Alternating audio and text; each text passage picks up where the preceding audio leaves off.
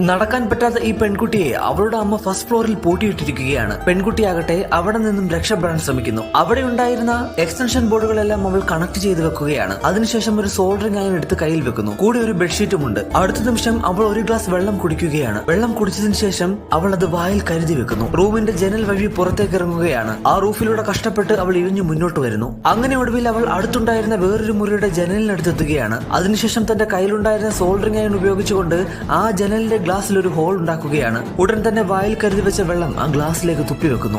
അടുത്ത നിമിഷം തന്നെ ആ ഗ്ലാസ് പൊട്ടുകയും ചില്ല് കുത്തി കയറാതിരിക്കാൻ വേണ്ടി അവൾ കയ്യിൽ കരുതി വെച്ച ബെഡ്ഷീറ്റ് ജനലിന്റെ പാളിയിലിട്ട് ആ റൂമിലേക്ക് കയറുകയും ചെയ്യുന്നു. ആ സമയത്ത് ശ്വാസം എടുക്കാൻ സാധിച്ചിരുന്നില്ല. അവൾ അവിടെ ഉണ്ടായിരുന്ന ഒരു ഇൻഹേലർ ഉപയോഗിച്ചുകൊണ്ട് ശ്വാസം വീണ്ടെടുക്കുകയാണ്. താഴേക്ക് പോകാൻ വേണ്ടി എലിവേറ്റർ ഓൺ ചെയ്യുന്ന സമയത്ത് അത് വർക്ക് ചെയ്യുന്നുണ്ടായിരുന്നില്ല. അവൾ വീൽ ചെയർ സ്റ്റെയറിലൂടെ തള്ളി വിട്ടതിന് ശേഷം അവളും അതിൽ നിന്ന് പതിയെ നിരങ്ങി ഇറങ്ങുന്നു. അങ്ങനെ അവൾ ഒരു കണക്കിന് അവിടെ നിന്നും രക്ഷപ്പെടുന്ന സീനാണ് കാണിക്കുന്നത്.